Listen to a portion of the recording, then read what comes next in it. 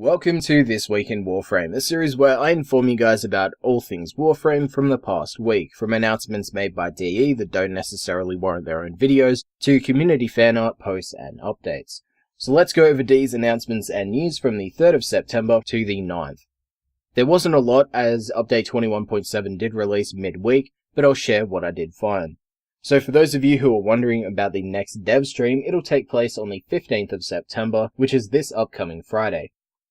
Next up, the Leukemia Awareness Harmony ribbon is here to stay. However, in order for players to acquire it, they will now have to log in during the month of September each year. For people who have already done this, you'll keep it, and for people who haven't, just make sure you do so before the end of the month. Thirdly, VentureBeat posted an article where they interviewed the CEO of Leyou, which for those of you who don't know is the parent company of DE. The interview is quite interesting as he covers the acquisition of Digital Extremes, his thoughts on the different free-to-play models, and how games should be designed for longer lifespans instead of yearly releases. It's a great read if you do have the time.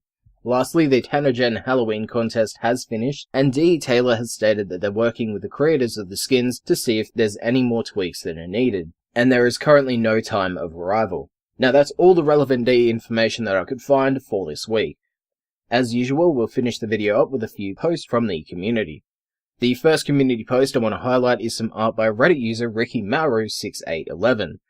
The artwork itself is a crossover between the game Darkest Dungeon and Warframe, so if you want to share your thoughts on his artwork, head over to the Reddit post in the description. Next, there's a community effort that I wish to shout out, and that's the anti-leukemia wall that a number of players created and took part of on the Larunda relay. Now, since this is coming up again, there's a link to the donate page if you do wish to donate. It'll be to the Australian site, so if it doesn't redirect you, just search Leukemia Foundation into your browser. Now, there will also be a link to DE's Light the Night sponsor page, as they'll be doubling the amount of money that they raised.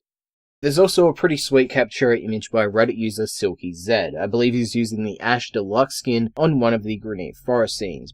The fourth highlight is to SquidTheSid's Warframe dating simulator. Now, if these aren't usually your thing and you're a Warframe player, I highly suggest downloading it, as it may get a few laughs out of you.